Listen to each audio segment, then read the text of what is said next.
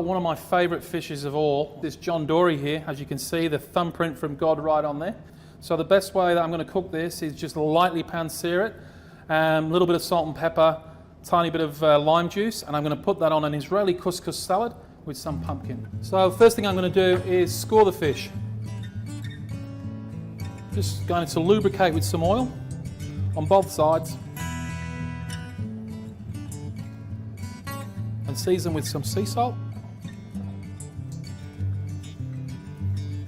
I'm going to start the fish off in a cold pan. The reason why I do that is so that the skin doesn't curl, so it comes to temperature nice and slowly. I don't need to worry about it too much at the moment because while it's cooking on the skin side, it's protecting the flesh. Okay, so I've got some beautiful Israeli couscous here. This is going to go straight into the bowl. Some beautiful roasted butternut pumpkin that I roasted earlier. Just for some nice colour and texture, I've got some spinach that I've just sliced up or chiffonade, and some lovely Spanish onion, some red chilli. I've got some diced cucumber here. Also some sun-dried tomato and some lovely chopped asparagus. Some red wine vinegar, olive oil to bring it all together, salt and some cracked pepper. We'll give this a good tossed around.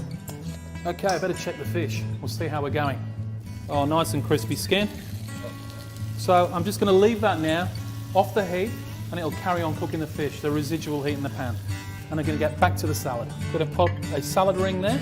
The salad ring just helps control the pearl pasta from going all over the plate. So we're going to fill the ring like so, carefully. Don't worry too much if a little bit falls on the plate. That's probably enough for now. So now I'm going to remove the ring, nice and gently. Now just going to put a little bit more of the salad just down the plate. I'm going to put some toasted macadamia nuts on here for a little bit of crunch. And we're going to drizzle with some olive oil. Now we're going to top with our John Dory. I'm just going to slice this fish for presentation on the plate.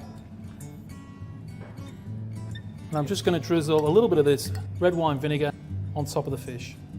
So there we go, folks, a simple little dish that you guys can do at home. Don't forget to get down to your local fish market and check out the John Dory. It's absolutely superb.